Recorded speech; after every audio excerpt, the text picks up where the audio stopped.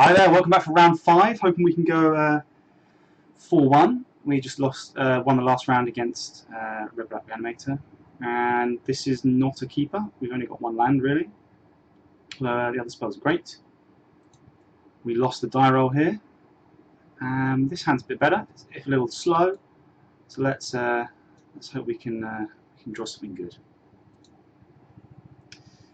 Don't need that. We need some fast mana really to beat our opponent. Don't know what he's on. So Polluted Delta could be Grixis Delver, but on Island, Preordain probably means Show and Tell. So Ensnaring Bridge is good for us here. Could be Storm as well. That's usually alrightish matchup game 1, but we need. Okay, we put one on the bottom, didn't we? Yep. Okay. So let's try and tap down some mana with our port and hopefully draw into something to slow our opponent down a bit. You can pretend to be on Death and Taxes or Goblins or lands with this Russian port. Mutavault gives away, or at least pretends to be, something like either this deck, but probably Merfolk, possibly Slivers if people know much about that deck, but it's usually Merfolk or this. So yeah, I'm guessing this is either Storm or Show and Tell. The Delta could mean Storm, but we don't know yet. So what we need to do is probably whatever we get, even if it's a soul land, we won't be playing our Tangle and Stone Bridge. We'll just be tapping them down and then using. Okay, so it's still don't quite know. So it's going to be one or the other. So we'll be tapping them down, and then hopefully we'll draw Soul Land, and turn 3 we can play a Lodestone, and a second Lodestone with ports, and we should be able to. That should be good enough to lock out most opponents. But they're on the play. Our hand isn't fast. It's not looking good.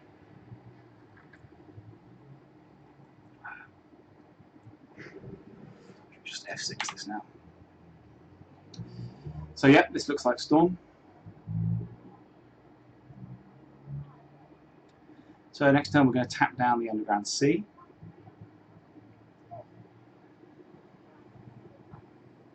I choose not to shuffle the library. So I might just play the Mutavault and pass the turn. So we're probably dead here because we didn't get any fast mana or any sphere effects, which is a shame. We haven't seen many from our deck. You would have thought. I know Lodestone is a sphere effect, but playing a deck with 8 spheres, you would have thought we'd see a bit more of that.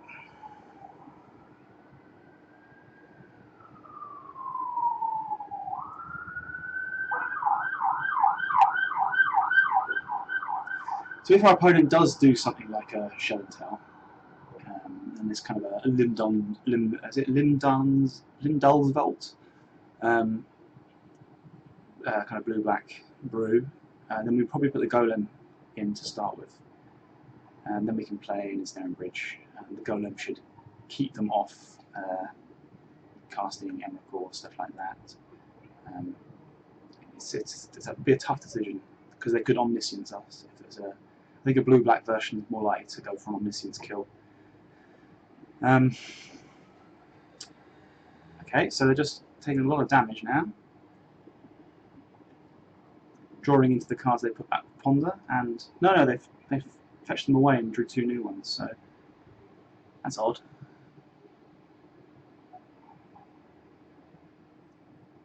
Okay. I feel like we should really be dying right now. The Storm count is plenty high enough. 3 Storm, Dark Ritual, off you go. LED.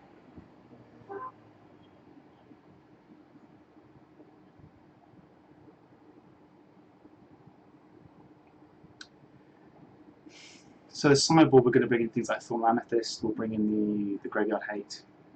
Lay on the Void isn't quite as good here because we have to have it in our opening hand. It's going to be, we can't hardly cast it at all. Okay, so we get another turn, that's lucky. This needs to be a soul land. Okay.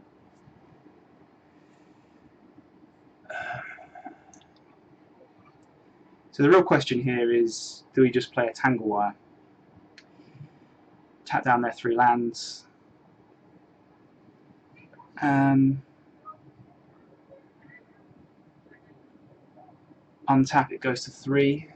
We tap down Mutavault, Drownyard Temple, and the Tangle Wire, and then we have Inventor's Fair and the Rishton Port. That might slow them down enough. I'm not sure that tapping down a single Underground Sea is going to get there this game, so let's just go with that line. It's not great though, it's not great at all.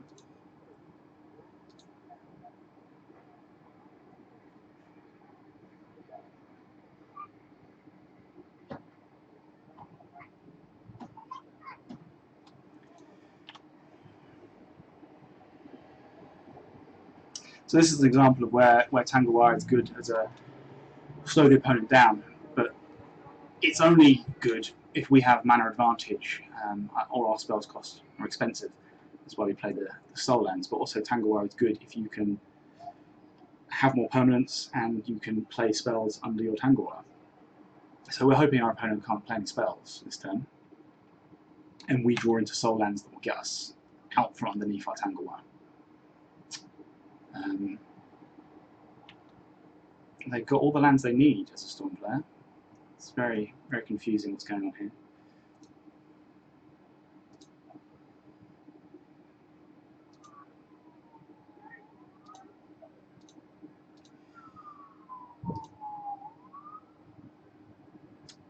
It's not a soul land, but we can't play the Urborg because we will get even further behind, giving them black mana on their Flooded Strand. So let's resolve the Tangle Wire, tap down the other land.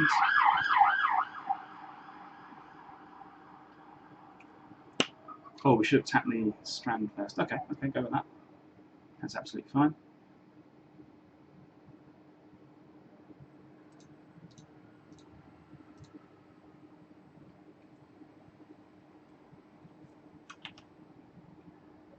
So next turn we get to resolve. I'm thinking this is less and less like a Storm deck now, but could just be one that's, I don't know what's going on.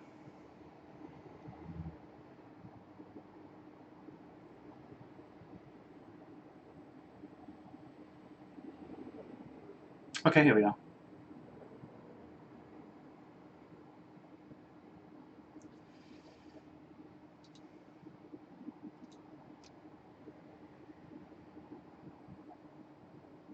We need to draw another land that's not an Urborg. Really?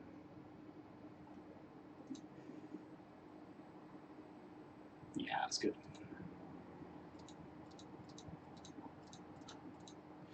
So if we can survive one more turn and we can get up to 2 lodestones, we'll kill them.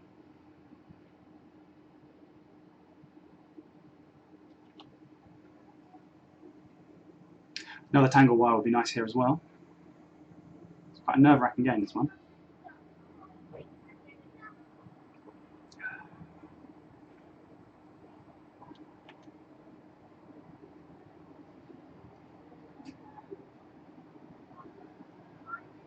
So we have Tangle Wire mana, 2 lodestone mana, and a Rishton Port activation mana. We'll put them to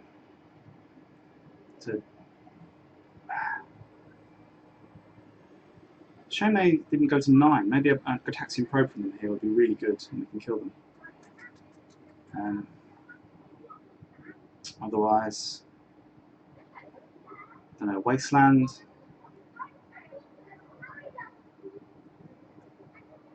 Is reasonable.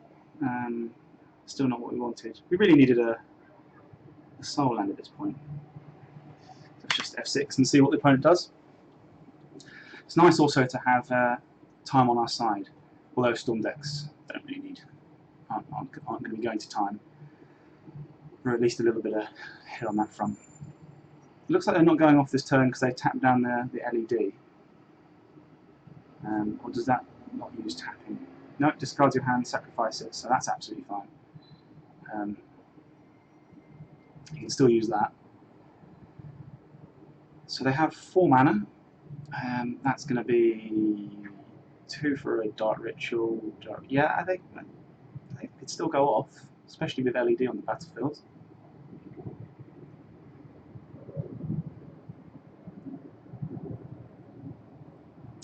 Oh, this is a stroke of luck.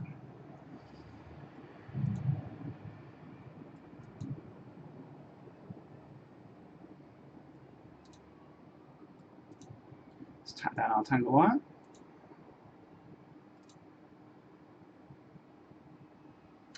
And another non-Urborg land. Great. So we can attack them for 9, should we wish. That doesn't kill them. It's a shame. It leaves us with a port. We definitely want to get down second lodestone. So let's just attack.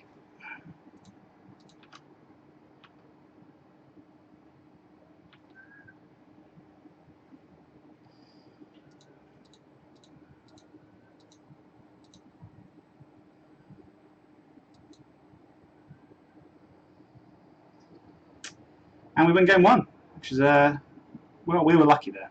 We were real lucky there. So we don't need things like Ensnaring Bridge.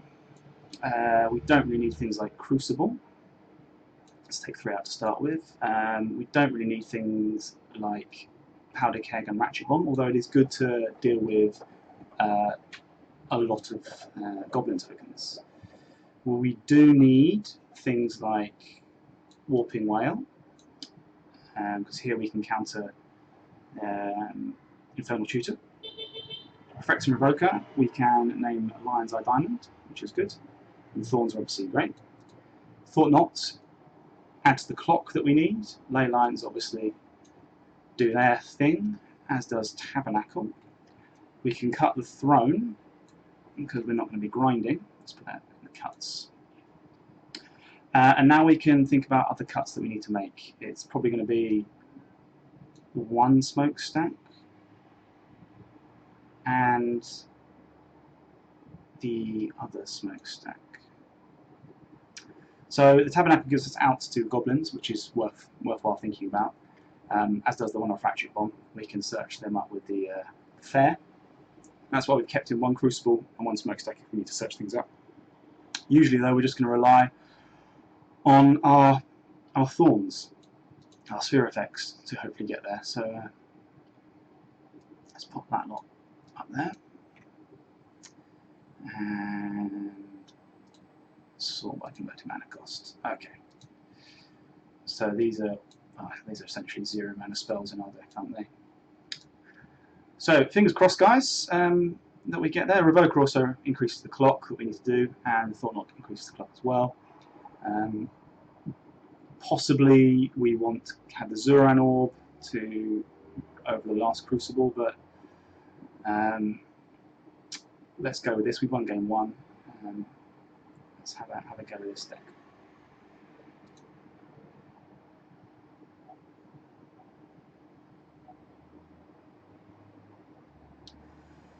So we've got an interesting opening hand. If we draw a land, this hand is pretty great.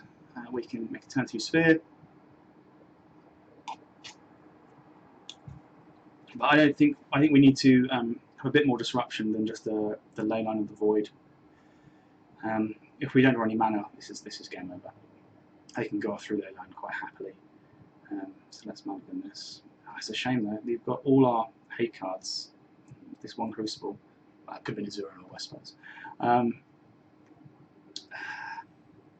Yeah, got a mulligan. Okay, it's a fine hand as well. So we've got 2 lands this time. We can play Revoke on LED. We've got Lion's Eye Diamond. We'll be doing Thought-Knots, Lodestone Golems. This is a fine hand.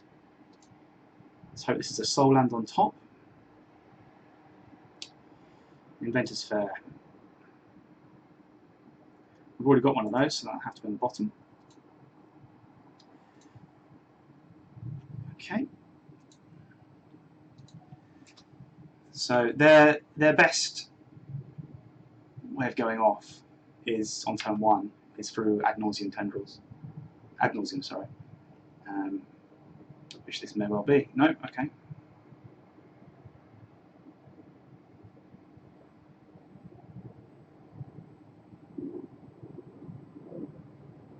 So we're going to play Phyrexian Revoker.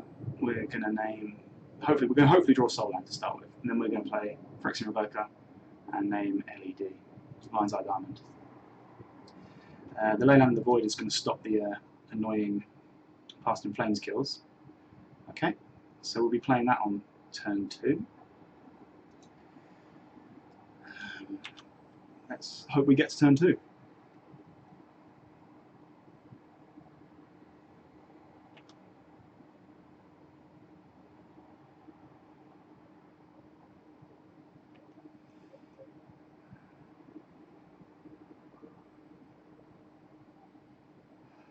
So the Revoker on LED is kind of doing double duty, I suppose, with the Leyline, because LED kills usually go through the graveyard.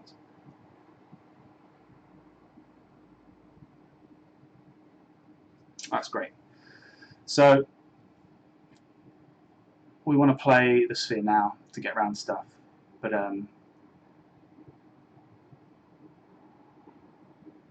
next turn we want to play the Revoker probably.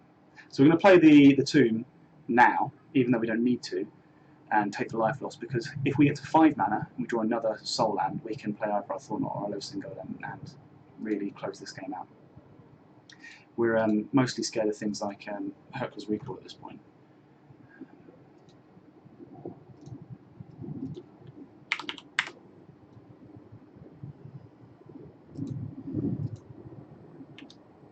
Which is a 2-mana spell that returns all artifacts to their owner's hand.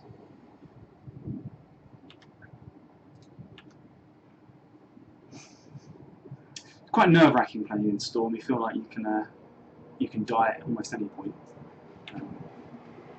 We're slowly building up enough of a resilience to what they've got going on.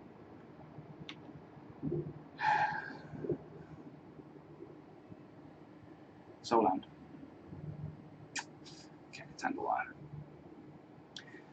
So, the Inventor's Fair.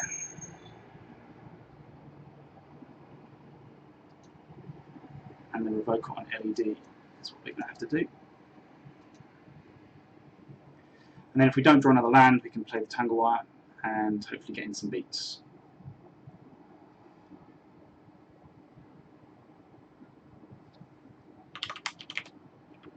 So there's Lion's Eye Diamond named. And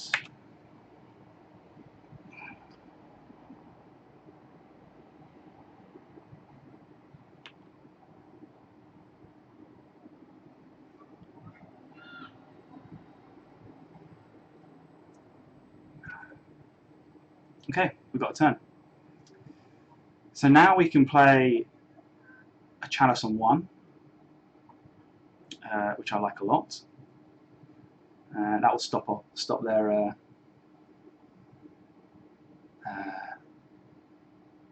Dark Rituals, Brainstorms, searching for stuff. If we could play Chalice on 2, at this point we 100% would, because that would give us cutting off their Hurkyl's Recall, their Infernal Tutors, their Cabal Rituals. But it's going to have to be the Chalice on 1 right now. So let's attack and see what happens. Chalice on 0 is also an option, but with the Revoker naming Lion's Eye Diamond, we should be okay.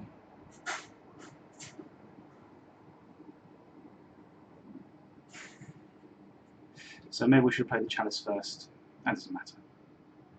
Okay, so Fatal Push. Looks like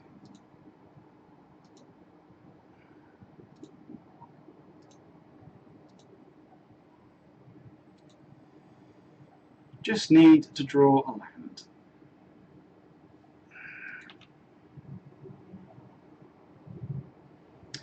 If we do draw a land, we'll be playing the Thought-Knot Seer first to hopefully take out anything they've got in their hand that is preparing to blow us out.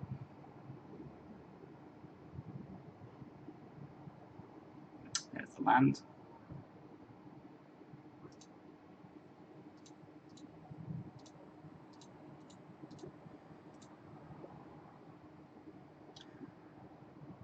And now we have a bit of a clock as well.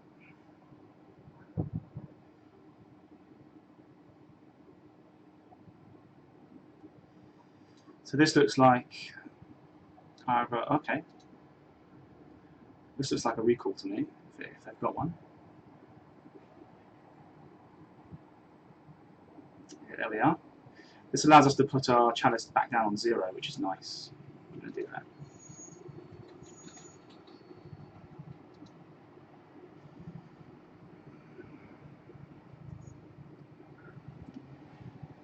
So we can just take the Dark Ritual, leave them with Infernal Tutors and a Lion's Eye Diamond. They're not getting anywhere off that, are they? So Chalice on 0 means they can't play their LED. And if they... Would you want to take the Ad Nauseam?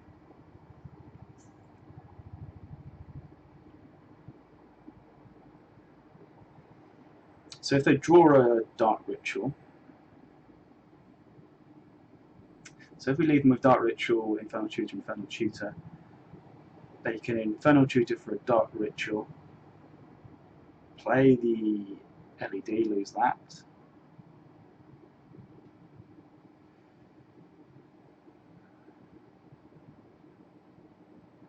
Yeah, I think it's this right now.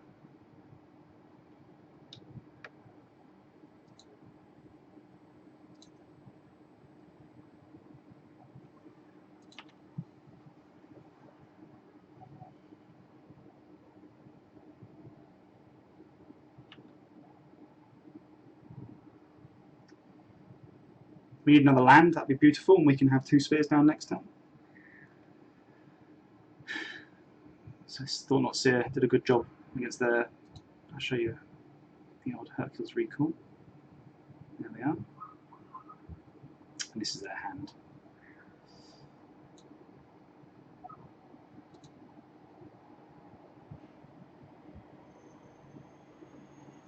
And we won. So I hope you enjoyed that. We won the match, so we went 4-1 in that league. Hope you enjoyed playing against, watching Stax. Hope you enjoyed playing it, and if you face up against it, then it's not the most awful thing in the world. But it was pretty good, 4-1. So I've gone 4-1 twice now with Stax, and there was a 2-3 league where I faced against 2 aggro lone players that were good. Mats Orlo was one of those. He's already got 2 5-0s in this latest league. That's where we brought in the ley lines. I'll do a quick run through the deck again for everyone that has stuck with me this far. Okay, why is this? Here's my my prizes. So this is the deck. Let's bring this across a bit.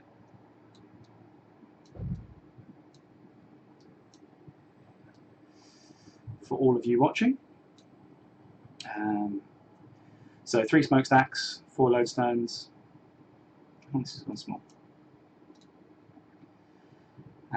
3 bridges, 4 crucibles for lockout. Pretty self-explanatory. The sideboard is where a lot of the work is done. I think after that couple of games against Death and Taxes and Stoneforge and things like that, I'm going to have another Revoker in the sideboard. We're going to cut this Warping Whale for the 3rd Revoker. Maybe Knight, the Reliquary and things like that would be good. Otherwise, very happy with the deck. I hope you enjoyed the league, and look forward to seeing you next time. Thanks a lot. Bye.